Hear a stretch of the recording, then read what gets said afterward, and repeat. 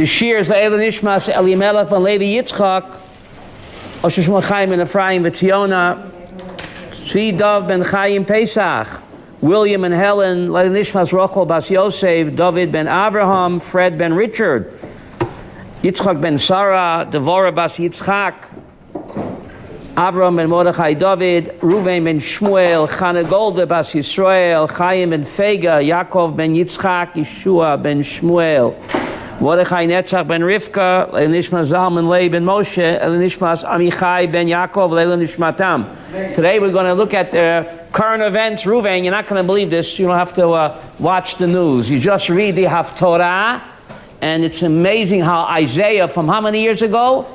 From 2,800 years ago. Wow. Is speaking later to today's headlines. Incredible. Haftorah's Eikev. I don't know what 417 in the Birnbaum? 417 in the Birnbaum, and in the Blue Book? No, Eikev. Haftorah's Eikev.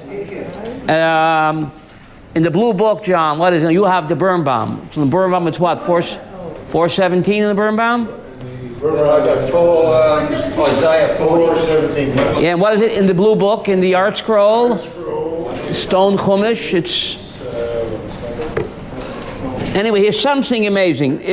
First of all, the Parsha speaks, the theme of the Parsha is to express gratitude to HaKadosh Baruch Hu for living in Israel. That's Parsha's Eikev, to express gratitude for the land of Israel, for delicious crops, its fertility, and express gratitude to Hashem.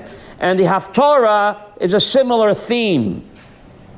But before Isaiah gets to there, he says something incredible. Isaiah 49, Pasuk 17. Just 17, and you know what I mean. Isaiah 49, 17, David, it's unbelievable. You know what he says here? Miharu bonayich, mohorsayich, umachvevayich, memech yitzeu. Verse 17, your children will return back home, but your ruiners and your destroyers will come out from you. Wow. It is J Street breaking the silence, BDS. Sarah, how did Isaiah know this 2,800 years ago? Mahorasayach umachvevayich, your worst destroyers, your worst ruiners, mimech yitzeu, will come not from what? From the non-Jews, but from within. John, how did Isaiah know this? People haven't changed. How did he know about J Street and breaking the silence? How did he know about that? And the BDSers and Jews for Palestine. Unbelievable. You don't have to, Shirley, you don't have to watch the news. You just read the Haftorah every week. But besides that, it's not going to stop the Gula, because the very next pasuk, Rabbi Abraham, the very next pasuk, Isaiah 49:18, raise your eyes all around and see. They all have gathered, they've come home to you. Just open your eyes and see. In front of our eyes, we see Kibbutz Goliot, says Isaiah. Jews from all over the world. I come from Brooklyn, my wife comes from Iran. Jews from Paris, France, Ethiopia, Russia, Ukraine. Isaiah is predicting we're living the dream. Abraham, Baruch Hashem, we're alive. Moses didn't lift the seed, Isaiah either, but he's prophesizing. Just open your eyes in verse 18 and see. You got to open your eyes and realize, David, we're living the Geulah. But many people are like, what's the word, like fashlufen, fachadet. How do you say that? Fachadet, fashlufen, fachadet. That's a great, right? Fachadet. There really is no word in English. Fachadet. There is no word in English. Fachadet. Verstoppt. Verstoppt. They just don't get it. Verstoppt. Isaiah says in verse 18, open up your eyes and see. See the Geulah is happening in front of our eyes. Jews are coming back. Millions of Jews have made Aliyah, and it's just an unbelievable miracle, and we just snore. The Iron Curtain fell down without a shot being fired. Is that normal, John? No. And 1 million Russian Jews without a shot being fired, and we turn over and go to sleep. So the prophet is saying, no. Open your eyes and see what's happening. Appreciate the miracle, he says. Wow, what? It's not a dream. Feels like a dream. But the prophet says we have to appreciate. The theme of the Haftorah and the Chama is appreciate the goodness of Eretz Yisrael. Don't take it for granted. And here he's saying appreciate that the Geula's already started. It's already started. We have to appreciate it and not deny it, like some people never have a juk barosh, right? They deny the Geula. It's on the way. It's not going to stop. Now he moves on over here, incredible. Let's go to Isaiah, it's a long Haftorah. Isaiah 50, Pasuk 10. Isaiah 50, 10. Who among you fears Hashem? Listening to the voice of the servant, though he may walk in darkness with no light, let him trust in Hashem. Now, the last words in Pasuk Yud, v'yishoyen belahav. Avra, know what that means, v'yishoyen belahav? Lean on me when you're not strong. Avi, I'm not making this up. God says, lean on me. V'yishoyen belahav, Isaiah 50:10. Right? Don't rely on anybody. V'yishoyen belahav, lean on me, God says. You can't lean on anybody else, they'll let you down, but God will never let you down. Isn't that amazing? Now he goes on, Isaiah 51:1. 51:1, you have that? Listen to me, O seekers of Hashem, look to the rock which you were cut from. I am a rock, I am God says, look to the rock that you came from. Who's the rock you came from? Abraham and Sarah. No, look at the inside. You have to look inside. Isaiah 51:1. 51:1, he says, look to the rock where you came from. Who is the rock that you came from? I am a rock. So the prophet says, Habitu el Abraham vel Sarah. Look to Abraham and Sarah. They are the rock of Hashem. Right? And we are chiseled from them. Avi, we have their DNA. So therefore God expects a lot from us. But that's what Simon and Garfunkel probably got the song, Nechama. Right? God calls us the rock. He calls himself the rock. In Deuteronomy 32, God calls himself the rock. And we are a piece of the rock. They got everything from us. We are a piece of the rock. Ruvain, the guys who wrote their credential must have been Jewish admen. God says, you're a piece of the rock. Right here. David, it's unbelievable. And Simon and Garfunkel, nice Jewish boys from Queens, that's why they sang a #1 song, I am a rock. Now, look at the last verse of the prophet here. 51:2, chapter 51, Pasuk 3. Ki nicham Hashem Tzion. Chapter 51, Pasuk 3, the very last Pasuk in the Haftorah. Hashem will comfort Zion. He will comfort all her ruins. He will make the desert bloom like the Garden of Eden. Wow. Yiddish? Vayosem midbara ke'eden, varvata kegan Hashem. God will make the desert bloom. You hear? We are living this. And a wasteland, the barren wasteland, will become a garden of Hashem. Joy and gladness will be found there. Joy to the world. Thanksgiving, and what's the end of it? The last words, Malka. The hills are alive with the sound of music. It's just incredible. Abraham, it's incredible. They got everything from us. Are you with me on this? The last pasuk, Isaiah 51:3. Okay, I read it again. Ki nicham Hashem Tzion, God will comfort Zion. Nicham korcha v'seho, He will comfort all of her ruins. Vayosem midbara ke'eden, God will turn the barren desert wilderness into a garden of Eden. Kegan Hashem. What does Kegan Hashem mean? The garden of Hashem. V'simcha yemotzeba, todah v'kol zimra. And there, in the garden of Hashem, Eretz Yisrael, there'll be thanksgiving and sound of music. When we in Avi live, Pisgat Zev, before and after. Take a look at a picture of Pisgat Zev when the Jordanians had it. It looked like a moonscape, Elisheva. And look at Pisgat Zev now. It's Kegan Hashem. I'm living this prophecy. Amen. Pisgat Zev, Avi, me and Avi are neighbors. We're living this prophecy. We turned the barren Midbar into a Gan Eden. The people of Pisgat Zev. Before and after, David. You took at the picture before and after. Moonscape, when the Jordanians have it, and after the Israeli army liberated it in 1973, Baruch Hashem, my wife's cousin fell there. He fell. There's a monument to him there. Not only him, many other soldiers fell there. But the wasteland, the barren desert, Pisgat Zev, is now blooming. Wow. Avram, I'm so excited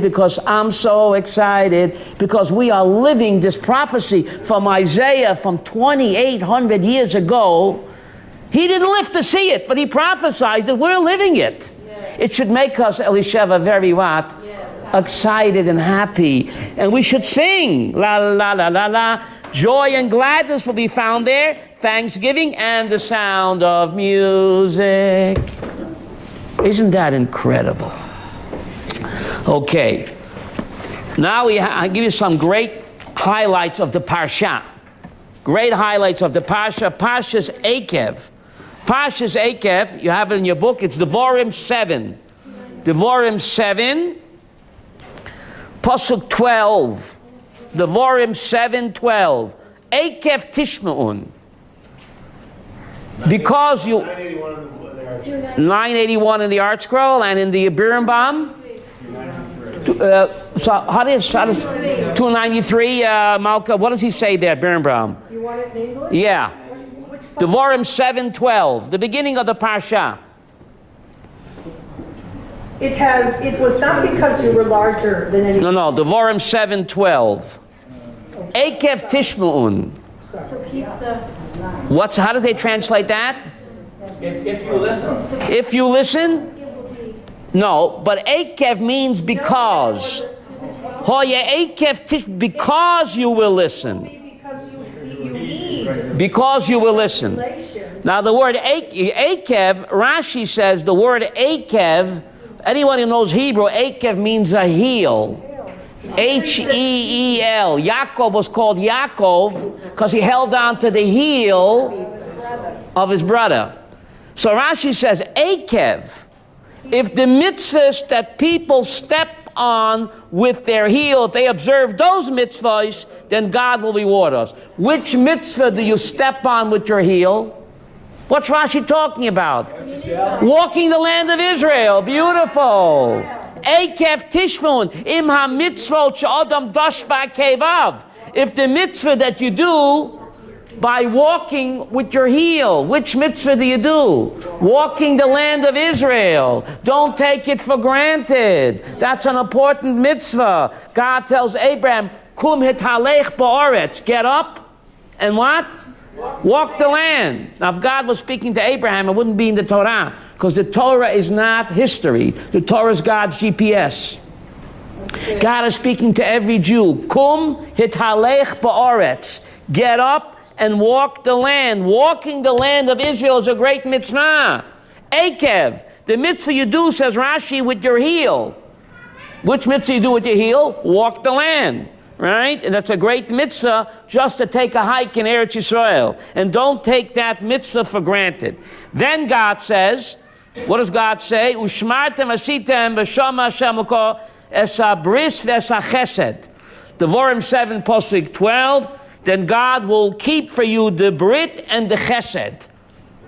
The Brit, the covenant, that we are an eternal people, and the Chesed. What does that mean, the Chesed?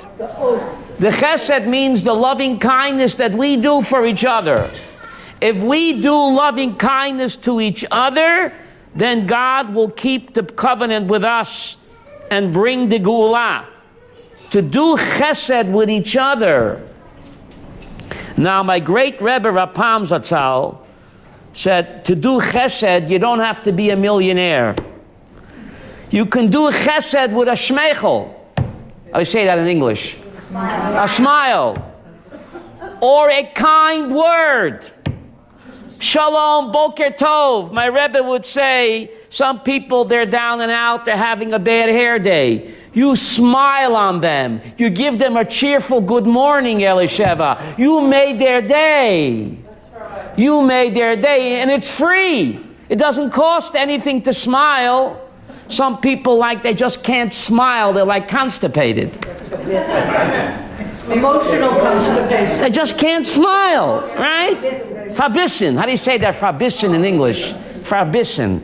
So my great Rebbe Rapam Zechus said on this pasuk, do chesed. It's free. It doesn't cost any money to give a nice, kind word to somebody, to smile on somebody, to someone who's having a bad hair day, and you give him and you give him a kind word to Chama. You're making his day. You don't even realize it. You're doing an act of chesed. And my Rebbe quotes a pasuk in Mishlei 12. Who wrote Mishlei?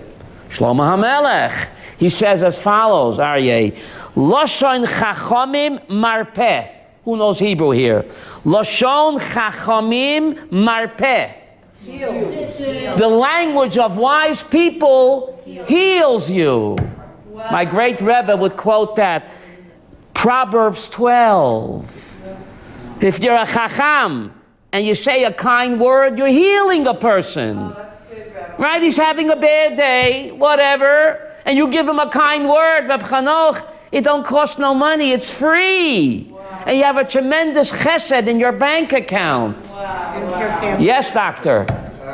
And when you see a beggar in the street and you give him a shekel or half a shekel, right. You should also say, Wachabat, Slocha, Yom Na'im, and things like that, because that's just as important. Beautiful. To back up, right?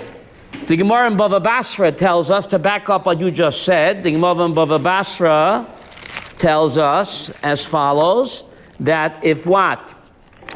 Let me find that over here. Yeah. That if you give a person money, you get 7 brachas. Wow. If you give him a kind word with the money, you get 11 brachas. Right? You give him money, good. But if you do it with a kind word, with a word of chizuk, you don't get 7 brachas, Avi, you get 11. 7-11, Avi. 7-11. And that's no coinky dinky. That's where they got the name, the 7-Eleven? That must be the 7-Eleven. Good, Rabbi. Right? It's open from 7 to 11. The 7-Eleven stores, they're all over New York, John, not in Australia, but the 7-Eleven, Cleveland too. California. They must have gotten it from there, Leah. They have them in, they have 7-Eleven, okay?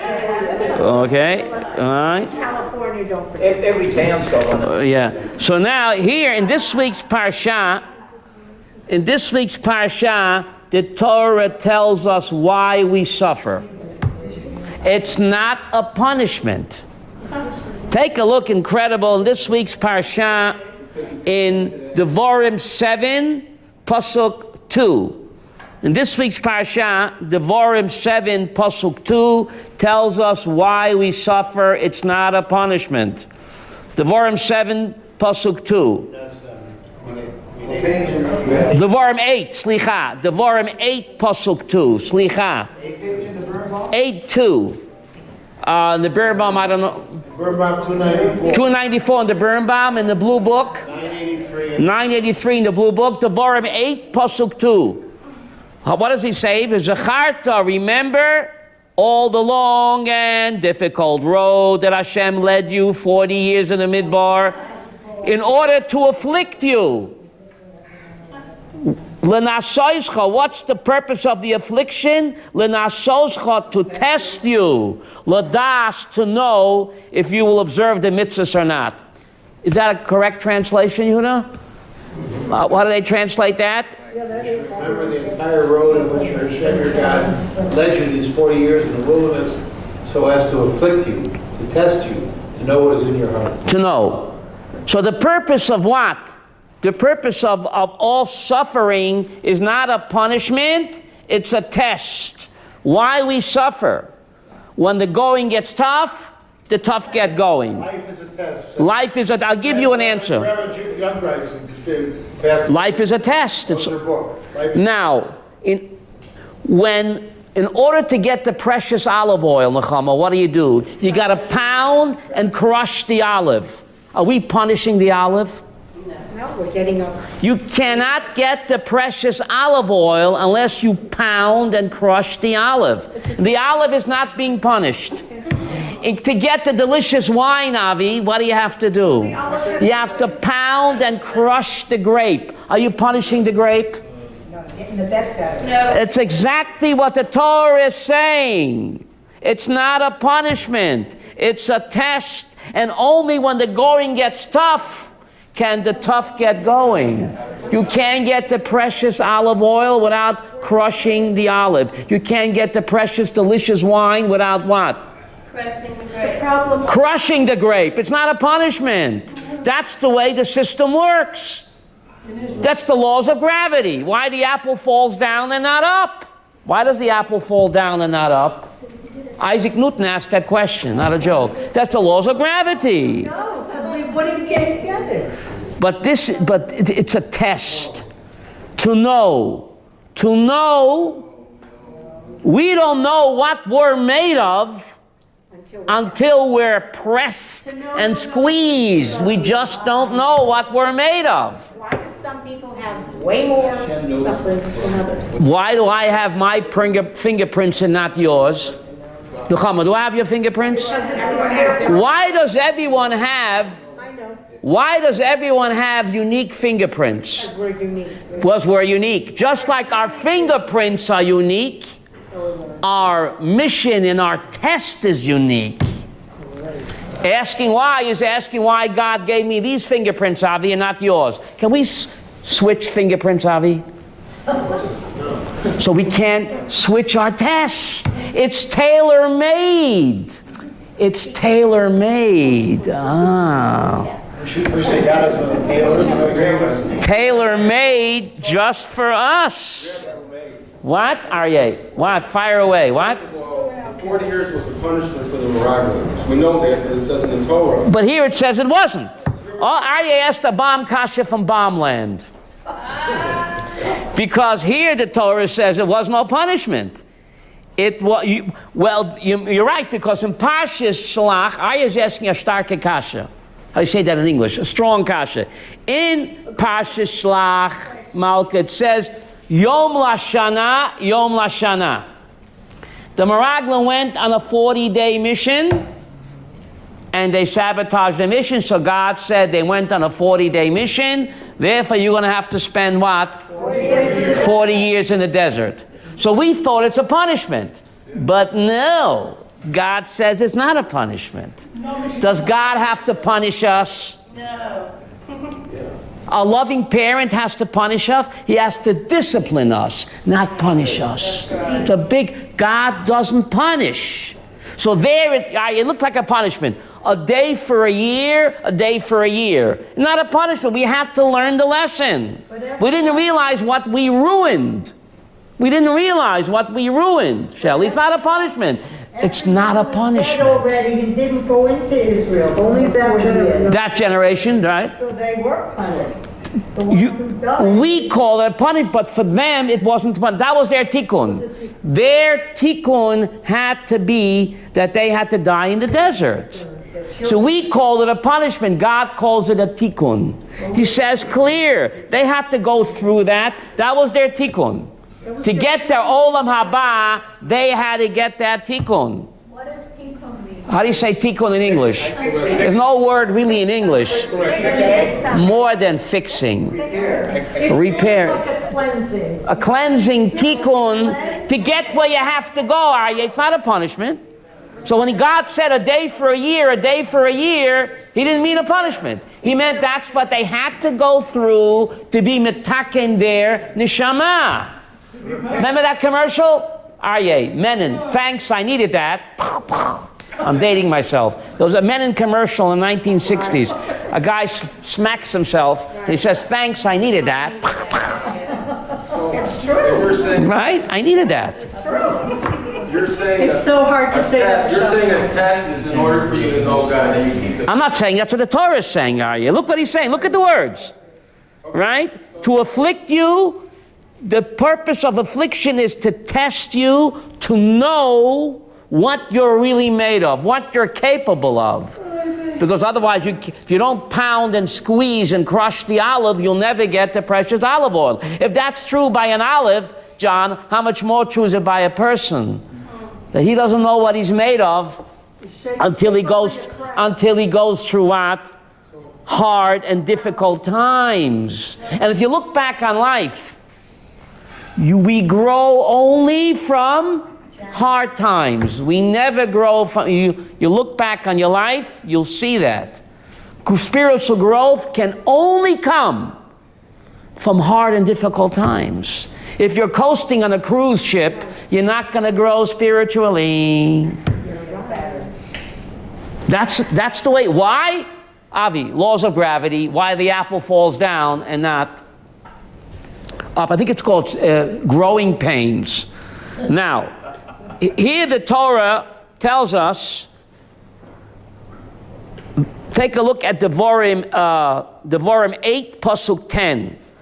Now, living in Israel is not only a mitzvah, it's the greatest mitzvah.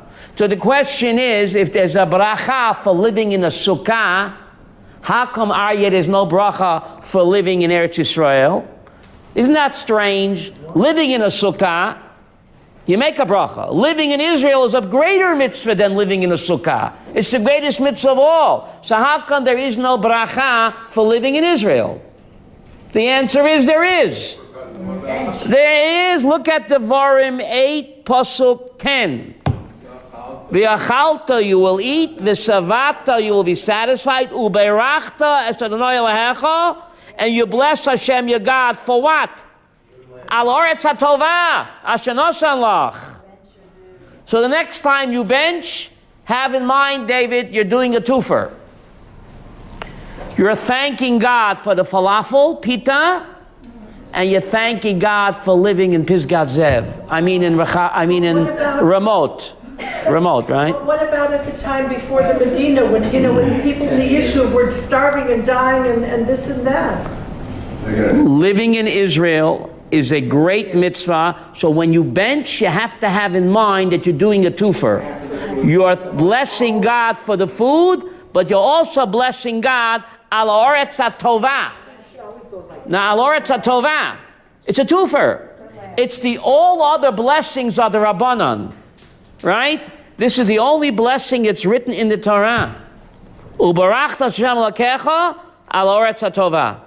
Birchat hamazon and bracha al yishuv Eretz Yisrael are the only blessings min Torah. All the other blessings, Elisheva, blessing in a sukkah is Rabbana. Sitting in a sukkah is what? A Torah. But making the bracha for sitting in a sukkah is only the Rabbanan. Here the Torah is saying living in Israel and making a bracha on living in Israel is min Torah. Just like benching is min Torah, blessing God for living in the Oretz HaTovah is also what? A Torah mitzvah. So next time we bench, have in mind, Avi, you're doing a double header. So how do they do that in Borough? So therefore, I heard this. I wouldn't repeat if I didn't hear it from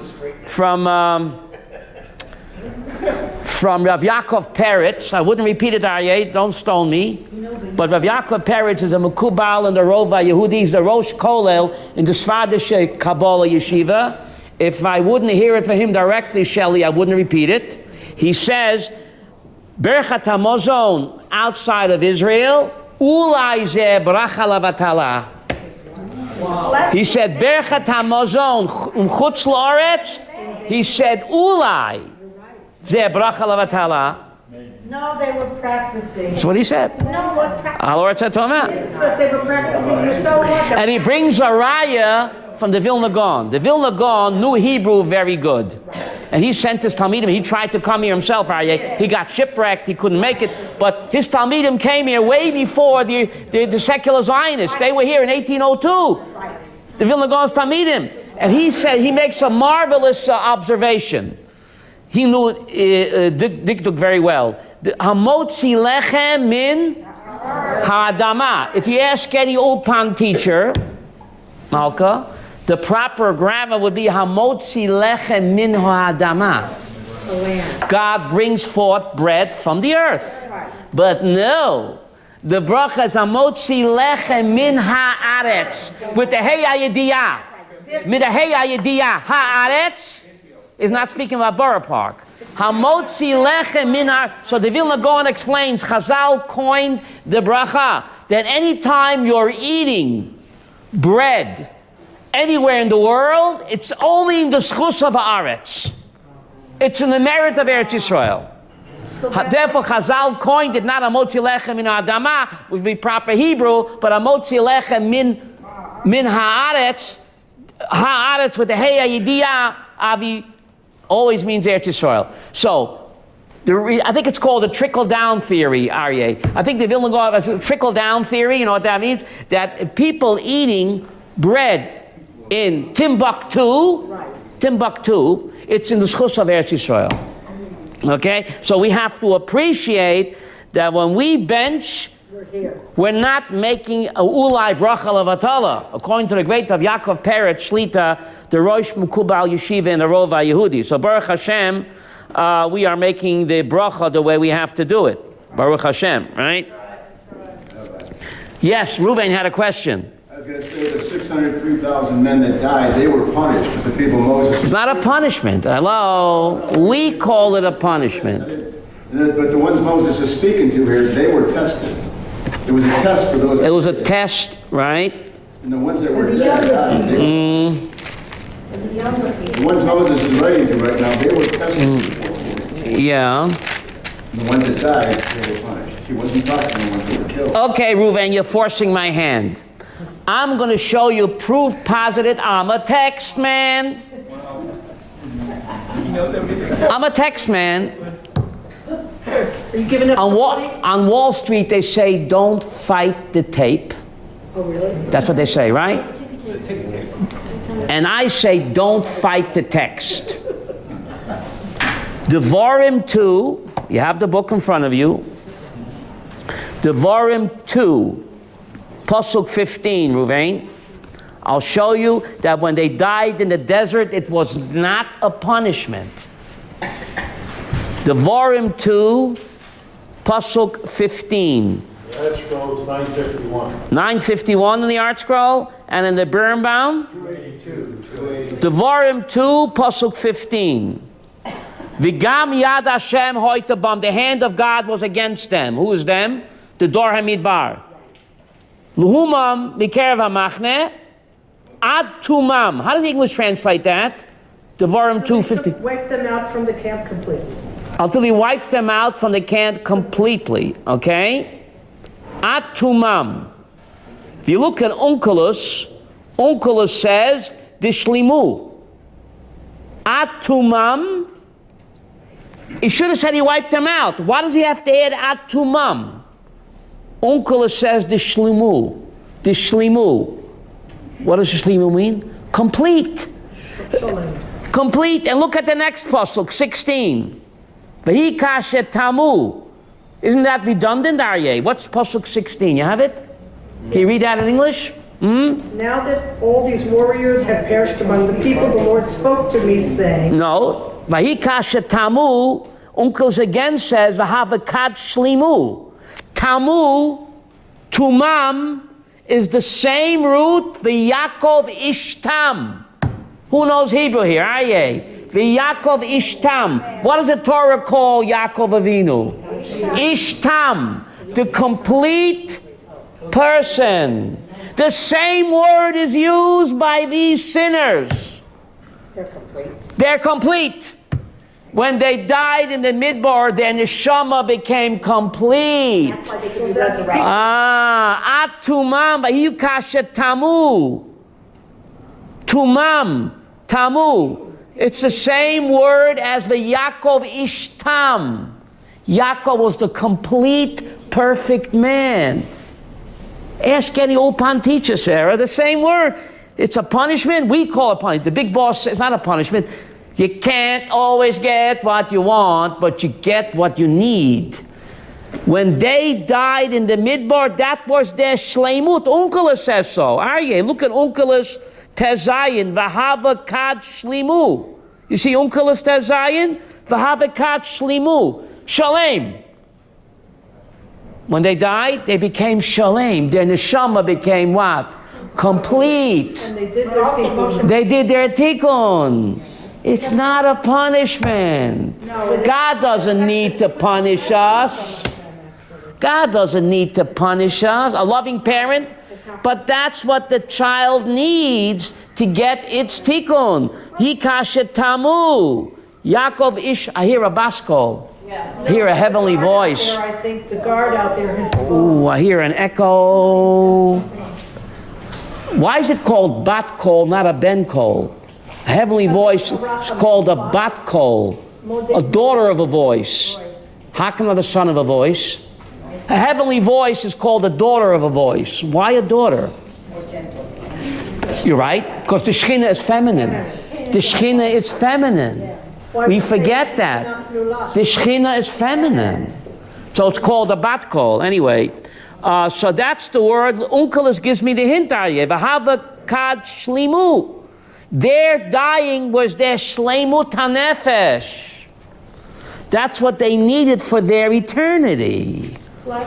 What? Moshe Rabbeinu is going to take them all. Okay, that's the idea.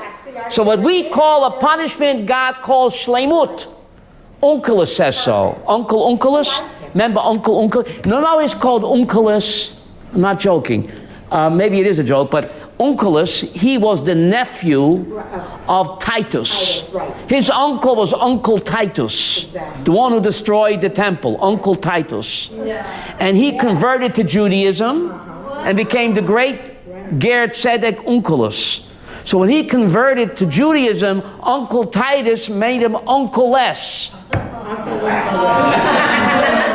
He made him Uncle-less. Come on. I think, I made it up, but I think, Uncle-less, Uncle Titus, the emperor disowned him. You're no longer my what? Nephew? I'm no longer your uncle, your Uncle-less. He became the great Onkelos of Talmud or Rabbi Akiva. The oral Torah. Where does Rashi draw most of his material from? Onkelos. Wow. Without him, we're lost in space. Without him. With Mr. Smith, Dr. Smith. We're lost, right? Onkelos Hager, the great tzaddik. And by the way, Reb Moshe Feinstein Zecher Tzaddik Avrocha proves that a Ger Tzedek does not have to change his name. That's good. They don't? No. Even though the minhag is that they do, Reb Moshe writes in the Igros Moshe that al pidin he does not have to. What's the proof? Onkelos. That's a Yiddish name. Yankel Shmedel. Onkelos is a Roman name. He became the great tzaddik, the Tana HaKadosh, the disciple of Rabbi Akiva. How can he call himself Yankel Shmedel? To show you where he came from. So Rav Moshe Zatzal proves from here that a Ger Tzedek does not have to change his name, even though the minhag is that he does.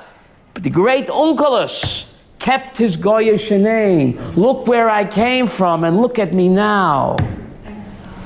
Right? Onkelos. He doesn't say that in Parshat Shalach that they're shleimos. But the Torah says it here. But maybe there they weren't. Maybe so stay tuned. So that's why I brought you the Dvorim, right? He says it after it's completed. Okay. But before you're not Yitzhak. But now they are. Once they got their onish, they became shalem. B'Yakov ishtam. What's the owner? Gvar shlim. The same word Onkelos says here. Shlim, shalem. Right? So let's move on here. Moving on.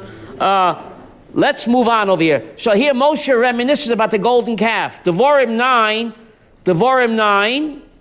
Pasuk 14. Devarim 9:14. Moshe is reminiscing how God was so angry at us by the golden calf. And what does God tell Moshe? Devarim 9, Pasuk 14. You have that, Avraham? You'll read that in English? Devarim 9:14.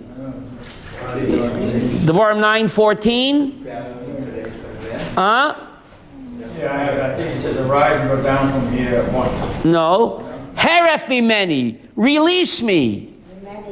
Release me and I will destroy them. God tells to Moses, release me. Please release me. Let me go. Shelley, it's unbelievable. I'm not making this up. Devarim 9, Pasuk 14. How did the English translate that, Leah? You have it? Huh? How did the English translate that? Let me alone that I may. Let me alone. But what does our scroll say? That I may destroy them. Heref mimeni, release me that I will destroy them. So the Talmud says, was Moses holding God captive?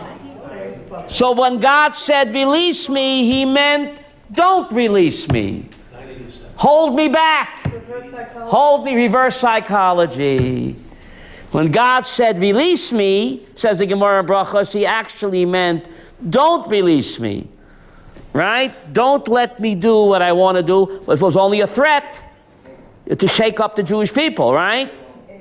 But heref mimeni, release me and I will destroy them and make you a great nation. If Moshe would have said, okay, God, you're on. What would God say? You're fired. You're fired. Next.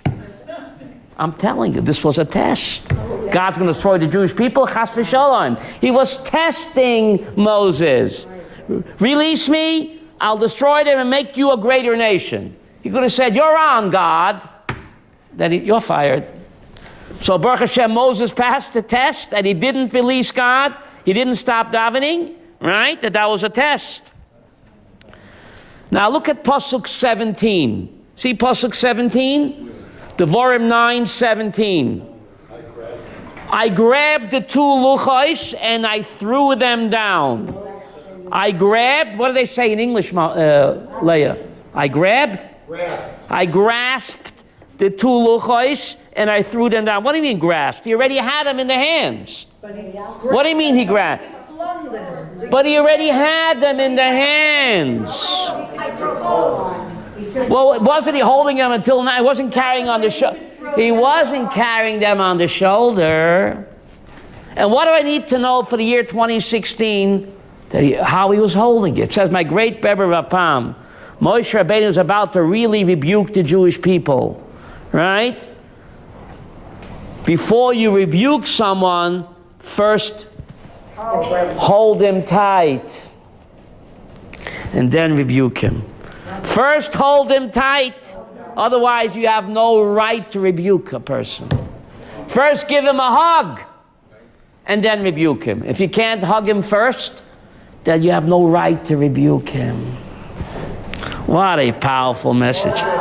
What? Right? Nachon? Yes? God doesn't always say what he means. How do we know what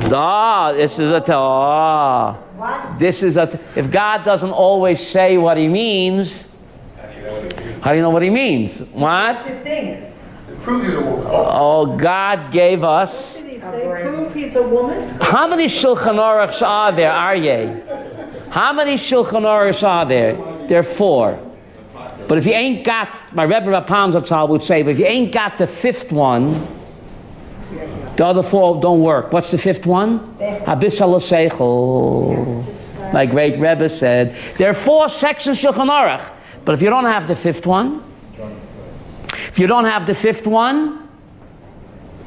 Seichel, common sense, the other 4 mean nothing. And to prove Aryeh this point, to answer your kasha, I will what? Ask another kasha. Go to Devarim 10, Pasuk 1. Devarim 10, Pasuk 1. Remember that commercial? This is only a test. This is only a test for the next 60 seconds. Now take a look, incredible verse, Devarim 10, Pasuk 1. At that time, God said to me, carve out for yourself 2 tablets of stone like the first, come up to me to the mountain, and then make for yourself a wooden box. Ark of wood. So Rashi says that Moshe did not follow God's instructions. God said, again, Devarim 10:1. At that time, God said to me, listening carefully, carve out 2 tablets of stone like the first, come up to me to the mountain, and only then, when you come back down, make yourself a wooden ark. That's what God told him. But Rashi says that Moshe didn't do that. Rashi says that what? First I made the ark. Because when I come down the mountain, when he comes, where will I put the luchos? So Moses says Rashi, quoting the Midrash, even though God says, come up first with the tablets and only then make the wooden box, but Moses says, no. Vani asiti oroin tchila. I, what? Made the wooden ark first. Because when I come down the mountain and the luchos in my hand, where am I going to put them? So Aryeh, what's going on? What's going on? Abraham, what's going on? God gave us intelligence. He gave us seichel. Show me what you're made of. Are you a robot? Or you a mensch? Use your seichel, holy Moses. We're always being tested. Not just Moses, every one of us. We're being tested by the big boss. We're being squeezed. We're being squeezed. Otherwise, what's inside of us can never come out. Did he have that same lesson for Bezalel? The same idea was testing Bezalel. So the same thing he did with Bezalel. So he was tested by God. He tested Bezalel because he told Bezalel, first make what? First make the furniture, first make the menorah, and first make what? The ark, and make the table, and then make what? The tabernacle. And what did Bezalel do? He said, come on, holy Moses, I know you're testing me. First you have to build a house. And only then can you put in what? The furniture. Was he really testing it? Of course he was testing it. Moshe was at that. He was testing it. After God tested him, he tested his disciple. Our Rabbeim always test us. Right? This is the same idea. You're going to make all the furniture. If there's no house, wait for the furniture. So Bezalel also passed the test. He first made the tabernacle, first he built the structure, and then he made the furniture. So Moses says, right on, Bezalel, you're not a robot. That's why the art store is on Bezalel Street. That's right. You think Bezalel ever attended the academy of Bezalel, on Chol Bezalel? It's been there a long time. The architectural. The Academy of Art. The Academy of Art, it is, right? Now, what does the word Bezalel mean? Bezalel, in the shadow of God. Because when Bezalel did this, so Moses said, you must have been standing in the shadow of God, because God did tell me, first build what? The building. And then what? The furniture. But I was testing you, Bezalel. I was testing you, what? I have a question on this. Go ahead. In the case of Yonah. Why did Yonah say, I think you're testing me to God? I mean, he had a valid reason not to go and do what he did. Well, we got to leave that for, that's a cliffhanger. I don't want to talk about it now because I'm going to talk about that right before Yom Kippur. We're going to talk about that. Yonah, you can run, but you can't hide. Nowhere to run, nowhere to hide. That's a cliffhanger. You got to stay tuned. I'm going to talk about it. Not now. And Pharaoh said to Joseph, Right? and Pharaoh said to Joseph, Right. you must have been there when I having my dream, because you Right? We're always being tested, Avi, right? Yes. Life is a test. Yes? Rabbi's book. Life is a test. Right? When we're punished or corrected. Not punished. It's not a punishment. We're corrected. We're complete. All right. Thanks, I needed that. Remember the Menin commercial? You were too young. But for the Menin commercial. Great, Rabbi. If we're corrected more here on earth, Yes. is there any correlation that it's greater or less when we get on the other side? Then the Holy Nachmanides says that the suffering in Gehenna is 1,000,000 times worse than any pain that we can imagine here. So when you get your tikkun here, right, it's Baruch Hashem much better off than getting it over there, right? We have 11 months. Right? Right? Now let me tell you a beautiful, I grew up in Williamsburg, not Virginia. Williamsburg on Bedford and Taylor. And I was a neighbor of the great Satmar Rebbe, Zechet Tzadik Livracha. And a vart that he said stuck with me 50 years later. Maybe more than, I'm dating myself. Okay. Look at this, you gotta look at it inside. Take a look at Devarim 11, Pasuk 12. Now here you need the Hebrew. Devarim 11, Pasuk 12. What? 9 what? 994 in there. 994. Devarim 11, 12. All right. What makes Israel special? Eretz. You have it, right? You have it? Eretz, a land. Hashem Elokecha dorish osa. A land which God is always seeking it out. Tamid ein Hashem Elokecha ba. The eyes of HaKadosh Baruch Hu are always on Pisgat Zev. I mean Rechavia. Tamid ein Hashem Elokecha ba. Always, where is God's focus? Not in Canada and not in Borough Park. Tamid ein Hashem Elokecha ba. Always God's eyes are focused only here. Meireshit Hashana va'ad achrit Hashana. From the beginning of the year until the end of the year. Is that digduk proper? Is that proper digduk? Who knows Hebrew here? What do you know, nobodies? Avi knows Hebrew here. Mereshit Hashana, from the beginning of the year, Va'ad Achrit Shana. There's a hey missing there. Ask, right, Leah? Thank you, Leah. Thank you. Leah knows Hebrew. Ask any Ulpan teacher, if you say Mereshit Hashana, from the beginning of the year, then Va'ad Achrit Hashana. You have to be consistent. Why are you dropping the hay? Why are you dropping the hay? That's not the way you write Hebrew, God. Me'ereshit Hashana va'ad achrit Hashana. That's why Hebrew is written. If you start off with Hashana, then you got to end with Hashana. Why do you drop the hay? I have an explanation. You have one? But before I get to yours, to answer this kasha, the Satmar Rebbe asked another kasha. Look at the word mereshit. The word mereshit is lacking an aleph. Right, Aryeh? So to answer this, Ayit answers a kasha with what? So why the hay is missing, Yehuda? You know Hebrew now. Mereshit is missing an aleph. Why did God tell Moses not to put the aleph there? Ask any Ulpan teacher. Reshit, the beginning, is spelled with an aleph. Here it's spelled without an aleph. May Reshit. The reason why the hay is missing is the reason why the aleph is missing in Mereshit. No beginning, you in?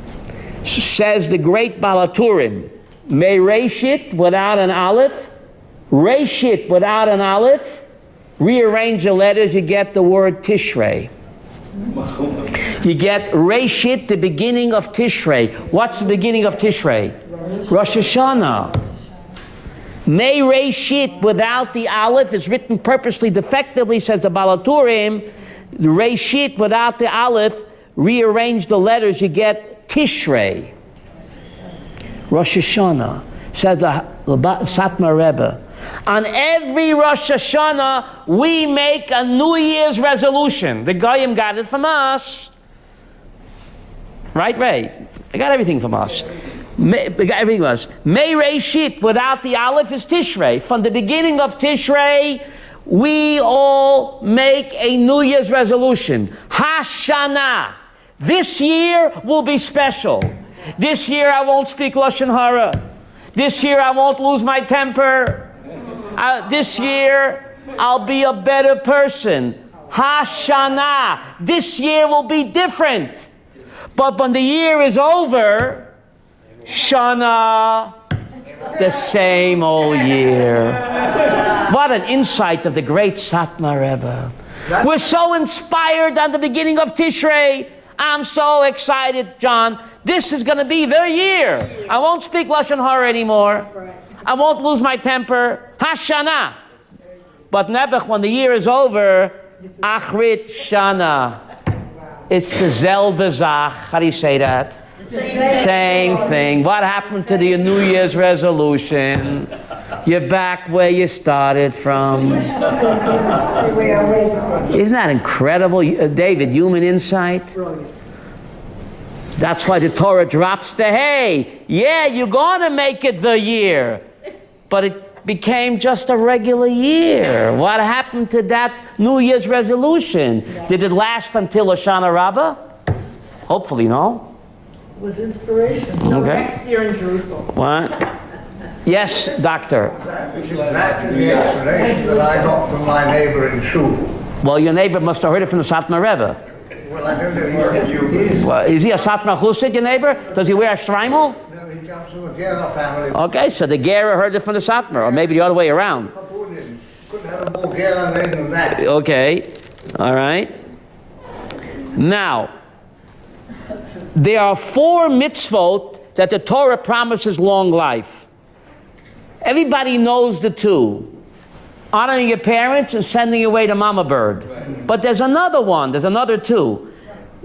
Look at Devarim 11, Pasuk 20. Devarim 11, Pasuk 20 and 21. You have that, Aryeh? Devarim 11, 20, 21. You shall write the mezuzah on your door in order you should live long. So putting a mezuzah, you also have long life. People only know the 2. They know the sending away the mother bird and honoring parents. The Torah gives you a 3rd one. The Torah gives you a 4th one. Honest weights and measures. Actually 4 mitzvot out of the 613 where the Torah promises long life. Honoring parents, sending away the mama bird, taking the eggs, putting a mezuzah on your door, and the Parshat Kiteitzei Leah, we're going to get there, God willing, honest weights and measures. I haven't found the connecting theme between these 4. Why these 4 the Torah singles out for what? For long life. The connecting theme between honoring parents, the mother bird, putting a mezuzah on your door, and being honest in business. There the Torah specifically promises longevity. Now the Torah says in Devarim 11, Pasuk 21, your days will be long, and the days of your children on the land which Hashem your God gives you. Kimei hashamayim ala haaretz, lo seis lahem. God swore to your fathers, lo seis lahem, to give them the land of Israel. So Rashi says, when God made this promise, the forefathers were dead already a few hundred years. What are dead people going to do with real estate? It should have said, lo seis lochem, to give you real estate in Pisgat Zev. But no, it says what? Lo seis lohem, to give them. But they've been dead for centuries when God made that promise. So Rashi says, it should have said, lo seis lochem, to give you. But it says to give them. From here you learn out, tchiyat hamesim in Torah. Dead people don't need real estate. But this proves that the dead will be what? Resurrected. Right? The dead will be resurrected, and God will give them a portion of Rechavia. Really? Lo seis lohem. Not.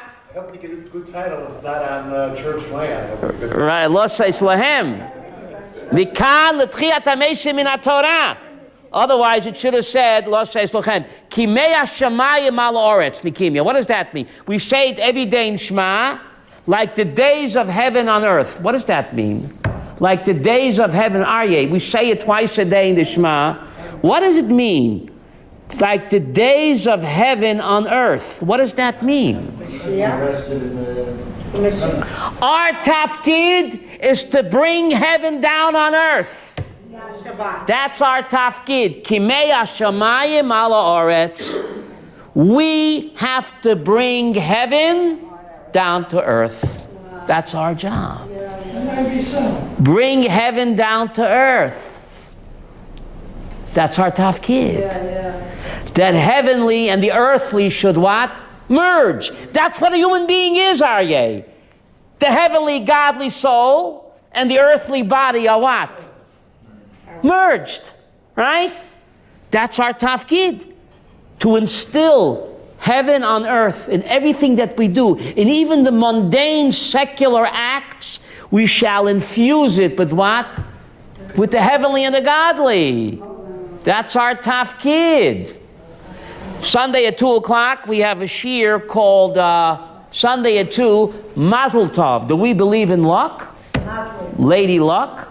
That's Sunday at 2. Thank you very much. Shabbat Shalom.